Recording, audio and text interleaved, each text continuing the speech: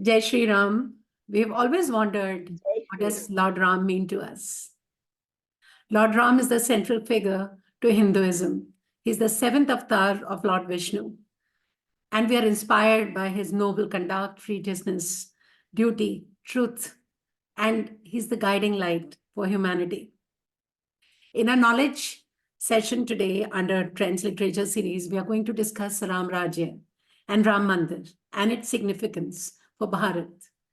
And introducing knowledge expert for today, much and widely respected Professor Neera Misra ji, who calls herself, in fact, student emeritus of ancient civilization, culture, and itihasa. She is founder chairperson of Draupadi Dream Trust, which was created for better understanding for ancient Indian itihasa and legacies. She has written 9 books and multiple research papers. She is the best-selling author of Connecting with Mahabharata. Ma'am, it's such a pleasure to have you with us today. Thank you. Jai Shri Ram. Jai Shri Ram, ma'am.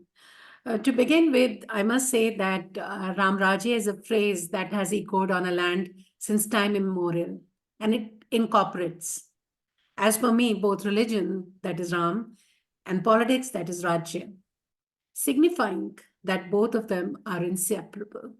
So, is it not true when that we now cease chasing the idea of secularism and accept the political philosophy inherent to our culture, our motherland? Your comments, ma'am, please. And welcome on our forum. It's such a pleasure to have you with us. Thank you so much for inviting me to this most prestigious platform of yours, Friends Literature, Thank you, ma'am. and one of the best literatures of our country, or even of the world, are our Puranas and our two famous texts of Treta and Dwapar. And today, that is Mahabharata and Ramayana. And today you have taken up the important topic of the Treta, that is the Ramayana. And we are talking about Ram and Ram Rajya. Yes, ma'am. In current context, you have said what is normally being propagated as Ram represents religion and Raj, of course, relates to the kingdom and the politics. But if you really understand Bharatiya Itihas, Bharatiya Sanskriti, Bharatiya Adhyatma, and Bharatiya way of life, we never had anything called religion. We were never bound in religion dogmas. What we believed in, our tradition has been of Adhyatma, and we basically call ourselves the Sanatan Sanskriti, and which is linked to spirituality. So what Sanatan is something that is anant, kabhi nahi khatam hone wala. And what is Sanatan? Prithvi, galaxy, nature. तो हमारे जितने भी rituals हैं, जितने भी हमारी traditions हैं, जितने भी हमारी beliefs of living life to the fullest are connected with this Sanatan concept of universal laws of nature. Coming to Ram, Ram represents, as you very rightly said, the seventh avatara of Sri Vishnu. Now, Ram or Vishnu or the other avatars for us are the nucleus, are the atom point through which we have all emerged. So Ram represents the spiritual connect that we have with the larger universe. That is, our connect with the Sanatan, our connect with our overall understanding of who we are we connected to. So we call Vishnu, Ram, Krishna, and all the avatars that are of Vishnu as our ancestors.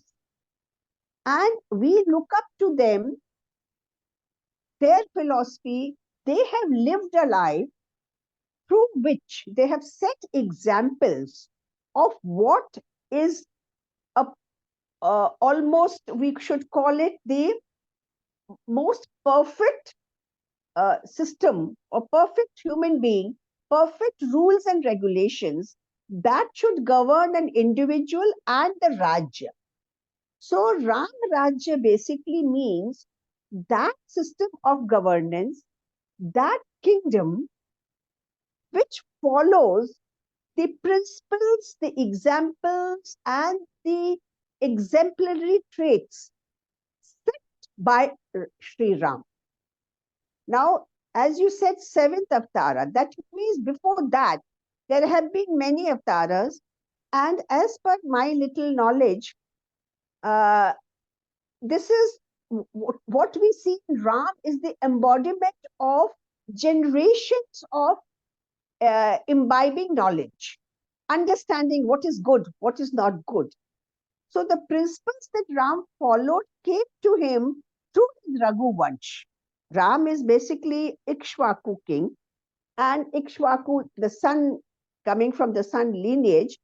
And as I said, my limited knowledge, the Raghuvanshis and the people from Mithila who very much connected to the Ram Rajya aspect were, were the Shishyas of eminent personalities from the land of Kampilya. So the Kampilya kings used to be the gurus of the people of this area. So Ram imbibed over a period of centuries all the best qualities that they thought were best. So what are those qualities that we will discuss? So Rama Rajya means Ram represents our spiritual connect with the people as well as with the our state and the union and the world, because we call ourselves Vasudeva Kutumbakam. And Rajya means that Rajya that is going to now again bring back those high valued principles which will make each individual's life rise up to a level of being fulfilled, not just materially, but even spiritually. Oh, very right, ma'am, and you have put it so well. You know, we just witnessed the grand celebration of Pran Pratishta, installation of Ramji in the Mandir. Next comes, very simply put, I mean, we have installed, we have Lord Rama now in his place. Now time has come to adopt the ideals set by Ram, which is inculcating the values eternalized by Ram in each and every individual. So, how challenging do you think it would be to idolize Ram in our lives, living by the standards that he set? And you just talked about a few qualities just now. So, how do you think how difficult it is going to be able to? To understand how challenging it would be to imbibe the qualities of Ram and to bring about Ram Raj. We Yes. have to first understand what was the principles, what were the rules of governance that Ram actually followed or implemented in not only in the Raj but in himself. First important principle to note about Ram Raj is that he believed that whatever rules we set for governance of our Rajya should be applicable to Raja and Praja at at the same level. It's not that the Raja ke liye alag rule hai and there are separate rules for the Praja, which he showed very clearly that even if one person says that this is the rule, as per this rule, we are supposed to follow, but Ram does not follow. So this whole episode of telling Sita to go and live in the ashram was actually the result of that Ram said, I laid down the rules. So if I laid down the rules that there should be this family system, and if that system is broken, then I should also follow the same way. So that was the first thing, that whatever rule is laid down, it is applicable to the Raja and the Prince. Second important, very important thing that Ram embodies is, in fact, all our seers and all our ancient people have embodied, but Ram becomes the biggest symbol. That is that you must Raja's role is to take care of the welfare of the praja. Raja should not amass wealth for himself. Raja should not take the people's money and make himself rich. But the Raja, whatever the revenues are collected, they have to be distributed for the welfare of the people, and the sense of sacrifice and the sense of satisfaction. That means Raja should be satisfied by his basic needs, not just by amassing wealth. Because today, I mean, if we have to see in today's context, what we saw in the last 70 years was that we will see politicians becoming richer and richer and richer, whereas the people are being fed on vada, vada, and vada. But that is completely opposed to Ramraj. Third important thing of Ramraj was sacrifice. That in order to keep the rules, pran jaye par vachan na jaye, that rule which his father had given a vachan, to keep that, he very humbly and willingly and without a teardrop accepted that, and his sense of sacrifice. And now the most important part of Ram Raj will come, that Ram was such a revered personality that in the I would call it in this aspect of sacrifice, Ram set the example, but his other brothers followed suit. Yes. So Bharat says, no, I'm going to become the Raja. I will never be the Raja because it is his prerogative to be the Raja. And so Bharat and Shatrughan don't become the Raja. Lakshman says, I'm going to be with you because you're going to go alone there. I have to take care of you. So this whole concept of being together and as a family, and each one is doing their duty in order to keep the vachan given by the father.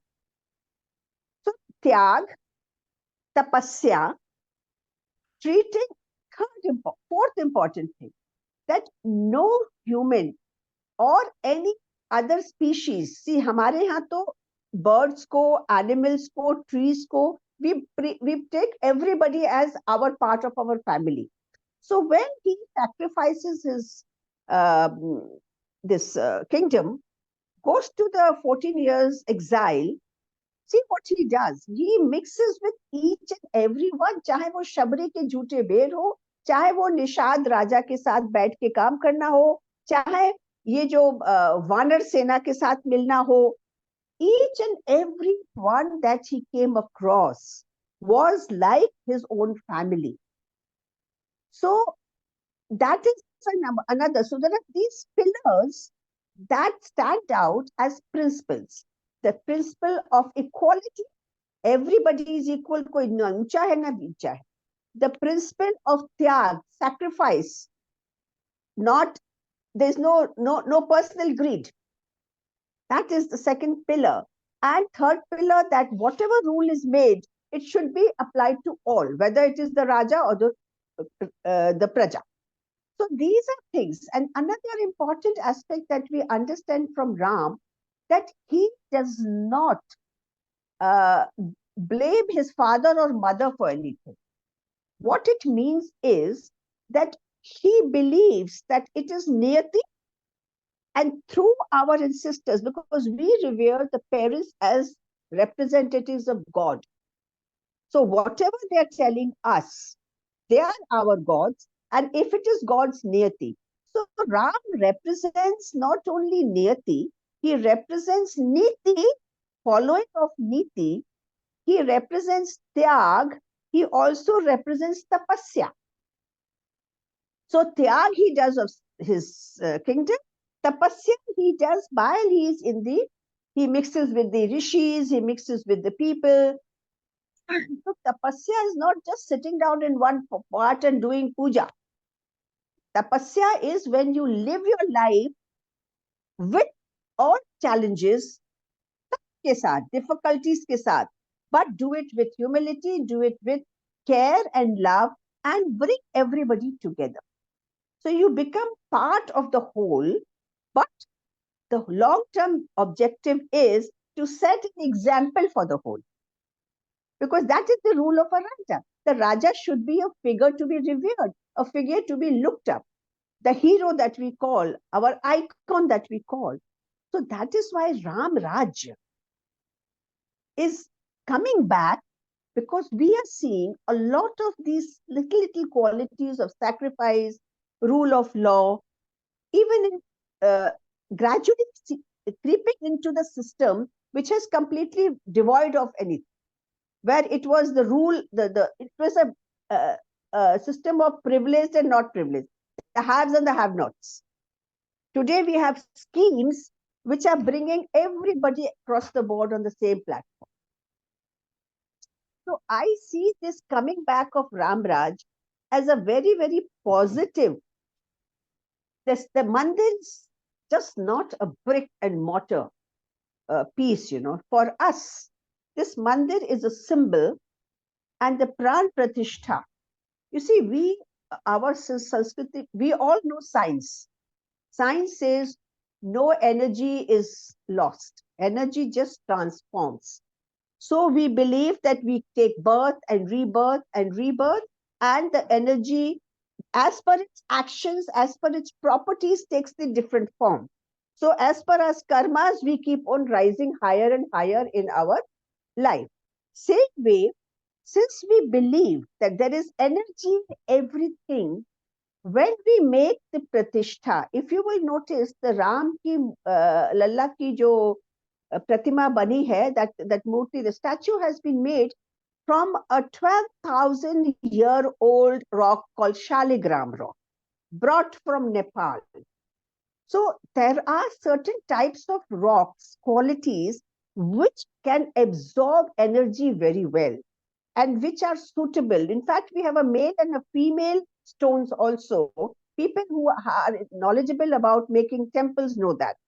So this Murti ka Pran Pratishtha was that not only have we made Ram Lalla's image, but we have given life to it. For us, it is a living being now. So there is energy created there. So why doing the mantras, the sound therapies, with all this yagyas and havans and pujan?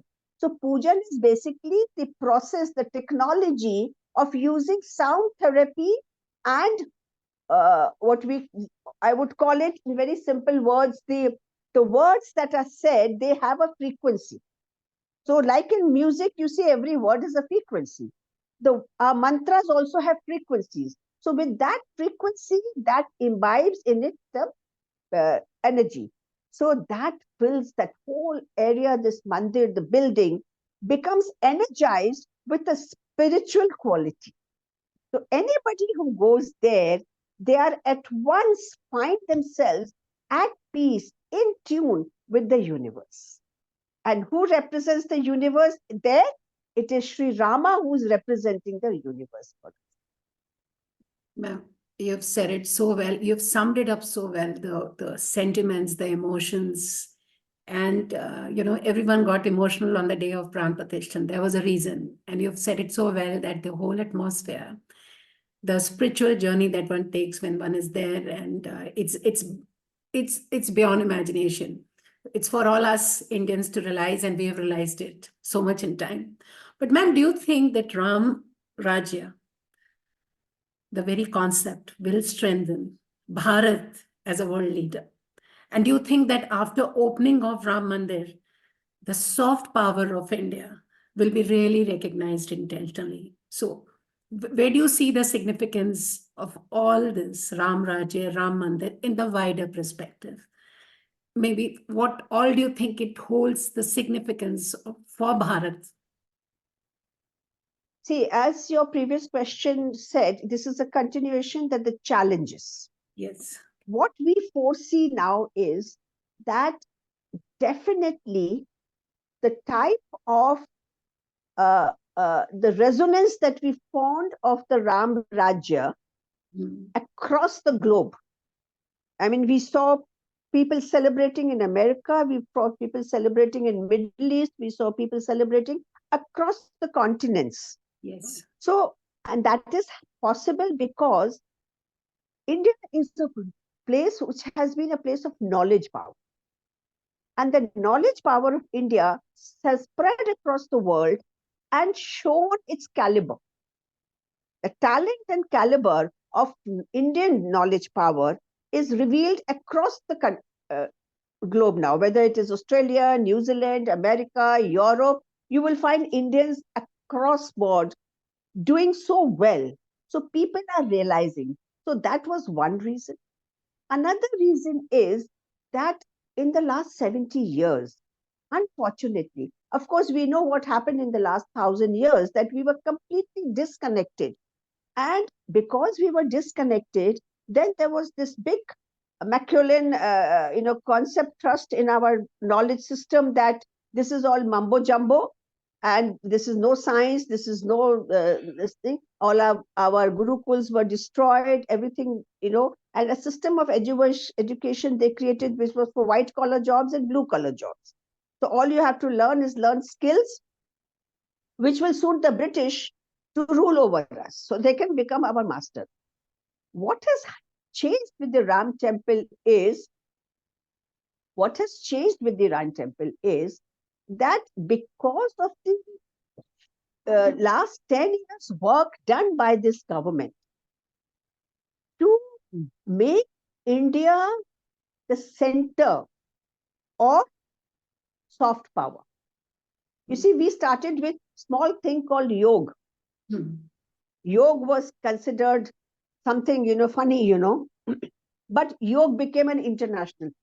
Not only yoga, many aspects, So earlier, what we were promoting as soft power was only dance drama. Now, people did not connect or know the philosophy of dance and drama. They just enjoyed seeing something visual. And so there would be music and dance, and that would be our soft power. Then came this government and they said, no, there is much more to soft power than this. So we started with yoga. Now we are working on Ayurveda, where people are realizing that there is something, the hard power is, the technology is the hard power, but the soft power is the things, the software that makes the human being better. And if the human being is better, then his output will be better. And if his output is better, then obviously society benefits from it. Society benefits, the world benefits. So this Ram Mandir represents the spiritual aspect of soft power. And very, very importantly, we have to also realize that whether it is soft power or it is hard power, unless it becomes economic power, it makes nothing. So the Ram temple is a spiritual power that facilitates the well-being economically of the area, of the people in the area, of the people around, of the country, and of the world. Because when people travel, when somebody is coming from America and buying a ticket, their airlines, they're also benefiting. When somebody is flying from Australia and coming here, they're also benefiting. So the temple actually is soft power with a coating of economic power, which this blending has created a platform to unite people. Most importantly, we have to understand another aspect of soft power. Soft power has the ability to connect people spiritually. That means connect them that हम आप, जैसे हमारे कहते हैं ना राम राम जी. जब हम राम राम जी कहते हैं, तो we say we recognize the Ram in you, and I'm also Ram, you're also Ram. हमेशा कहते हैं ना Ram Ram ji. We don't say Ram ji, Ram Ram ji. या सीता राम जी या Ram Ram ji. So Ram in me, Ram in you, Ram everywhere. Ram actually represents that मैं मेरे अंदर वो ज्ञान का जो रथ है, मेरे अंदर जो रमा हुआ है, that is सृष्टि का अंश, और वो सृष्टि के अंश हम सब में है. So we are all one. So the soft power of oneness. And it is very, very significant that soon after the Vasudeva Kutumbakam slogan that was promoted in G20, this aspect has happened. So yes, it is going to be a very significant soft power of immense impact to unite country with the other nations and bring them all on to realize that only material wealth is not everything. You have to also understand that in order to be materially successful, everybody should be successful. And when everybody is happy, then this whole environment of satisfaction that we are moving together. So you see, when they invited people there, the variety of people, there were sadhus sitting, there were the biggest industrialists and the biggest, film stars and academicians, the laborers, every category of people was invited at one platform. कि हम सब बराबर हैं. This is the message that we are giving to the world, that everyone has to be united when we come to understanding humans, human nature, human life, living a good life. Very right. And there are a lot of challenges, but at the same time, there's so many opportunities when you see and when you look at Ayodhya becoming a pilgrimage site, a cultural destination. And when it'll be all completed, I think we'll be all wanting to go there. And I suppose all the people from all over the world also are going to visit. And you're so right. It's going to be projected as our singular force, as the main spiritual center, I must say. But do you think the resolution of the Ayodhya dispute sets a precedent for addressing similar religious and cultural conflicts, which are also there in the other parts of the world? I mean, how might the international community, on a wider perspective, perceive the construction of Ram Mandir in the wider view? This is among the challenges. See, one challenge is that there are still a huge number of people in the government, outside the government, who still follow that concept of secularism. So the concept of secularism means no religion is no. But then when they talk of religion is taboo, they don't only talk about Hinduism being taboo. Other religions are not taboo. They can attend a iftar, but when they attend a Ram temple, then, oh God, you're doing something religious, the state should not be there. Okay. So this whole concept has been broken. Now, this idea about challenge of Ram temple's resolution setting a trend or setting an example to resolve other issues is very critical, because it's been a 500-year fight. And this 500-year fight, everybody realized that no matter what the judgment, somebody or the other is going to be the loser if we go through the process of the formal process of the law. So let us try and come to a resolution.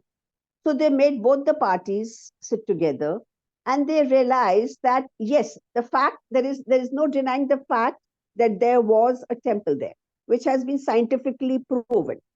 So they have to accept the fact that a mandir was broken, and because it was broken, on top of that, some structure was made. Funnily, the structure was not made by Babar. And not even many years after Babar, it was only during Aurangzeb's time, after so many generations of Babar, I've been seeing. After Babar, Humayun ke baad, Akbar and all that, तो ये औरंगजेब आया. औरंगजेब ने किसी को बोल के somebody told someone to make it. So it was not made by Babar. So why should we revere it? And second thing, it is very inauspicious for us, a place of religious worship, a place of spiritual importance to us. You cannot have a Kabristan over there. So they had discussed all these matters, and then they came to a resolution that, okay, since the Murti was there, you can't deny that, and a structure had been made, which has now been demolished. So let us please both the sides. You take so much land, you take so much land. Both sides will get the land, and you make your this thing. We will help you make your whatever structure you want to make, and we will make our own structure. So a trust was created because, as I said, the secularists always feel that the government should not interfere in any religious activity, religious in that sense, in their sense. Every year, crores of rupees are given by the government of India to Jama Masjid. Now, is not Jama Masjid the religious center of a particular community? Why is the government giving under a special signature of Jawaharlal Nehru that has been done? Crores of rupees are being given to create these, mazars and the masjids of the people who were there around Delhi. Whether it is Safdarjung, whether it is Mayu, whether it is who. The government is giving money. So that is also promoting a particular type of religious belief. They believe that Humayun was buried here, so we must do it. So, but when it comes to Hinduism, it's bad. So what the government did was, they created a trust. And under the trust, the whole process went on. The public money was used. But if I, as an NGO, are doing a function and I invite my Honorable Prime Minister to inaugurate that function, what is wrong in that? So this trust, which is an NGO, invited the Honorable Prime Minister to come and inaugurate the final mandir when the murti had been put there. So I think we know the same story that has happened in Ram Mandir is happening at Gyanvapi.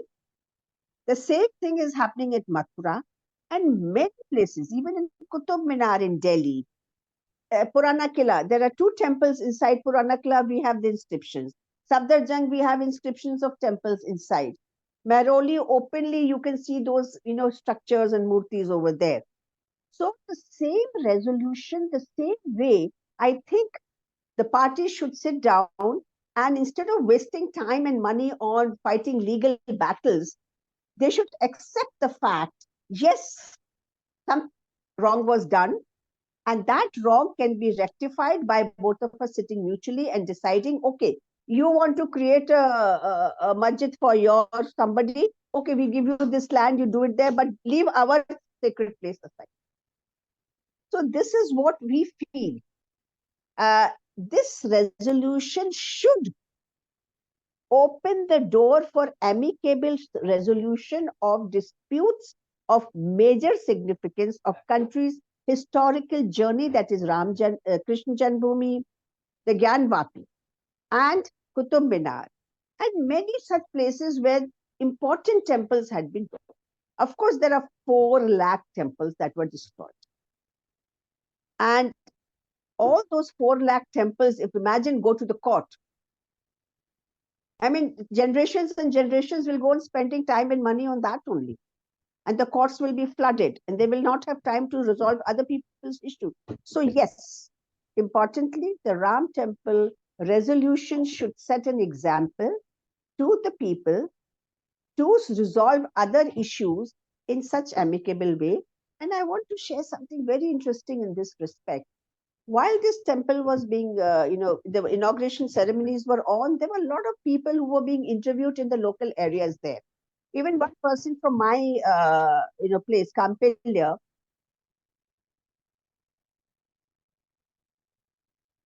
Ma'am, I can't hear you. You have to switch on. Yeah.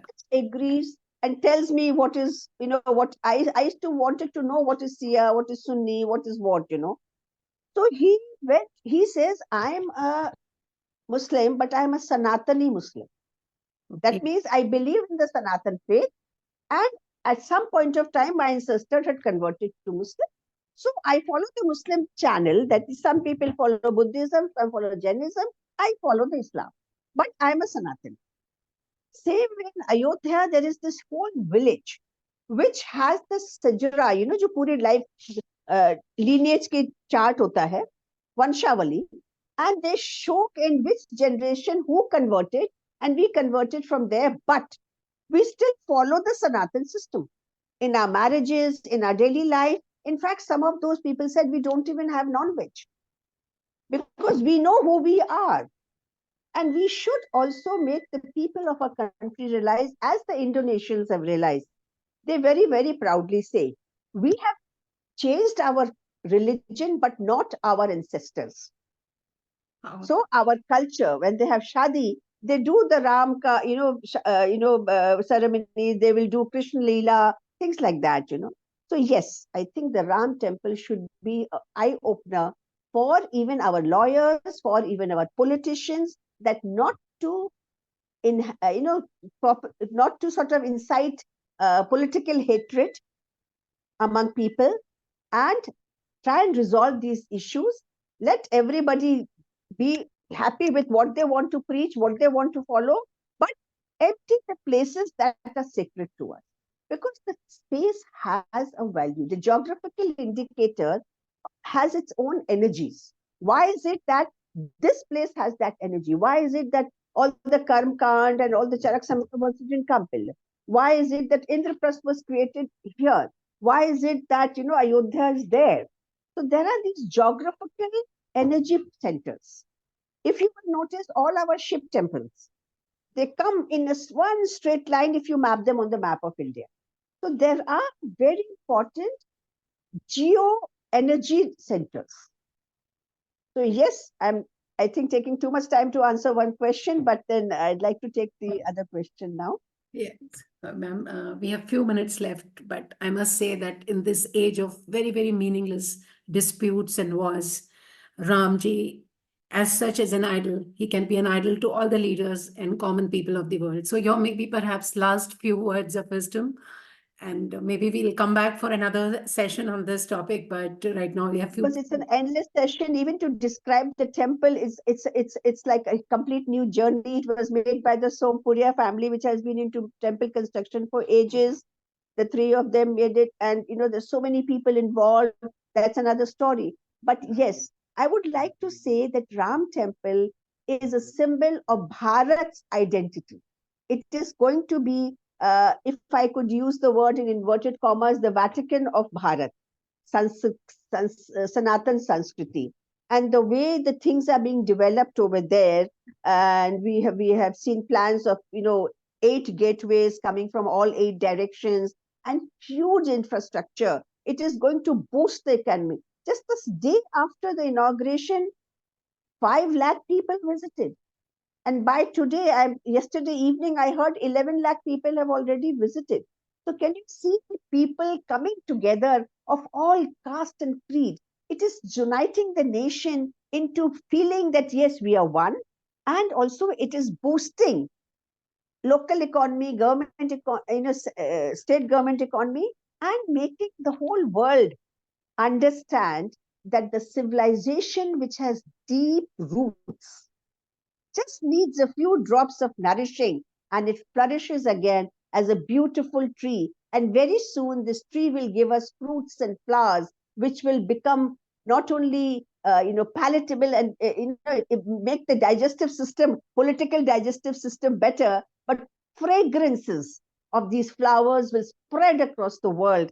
And really the concept of Vasudeva Kutumbakam will become very very meaningful. धरास्थल पर हम देखेंगे कि ये जो हमने कुछ बूंद डाल के प्राण प्रतिष्ठा की है, वो बूंद चरणामृत की इस पूरे भारतीय संस्कृति और सभ्यता के उस पेड़ को, उस जड़ों को इतना सींचेगी कि ये फिर से फल फूल होके हमारे देश को, हमारी दुनिया को, हमारे हर प्राणी को एक नई ऊर्जा और नया जीवन जो कि सफल, सुंदर और स्वस्थ हो. Thank you, ma'am, for such enlightening conversation. We really look forward to having you more and more on our platform and to give us such deep insights. Thank you so much today. Thank you. Ram Rajya and Thank Ram you so Mandir. very much. And we discussed Ram Ram ji, Ram Ram. Jai Shri Ram, Jai Shri Ram, ma'am. Jai Shri.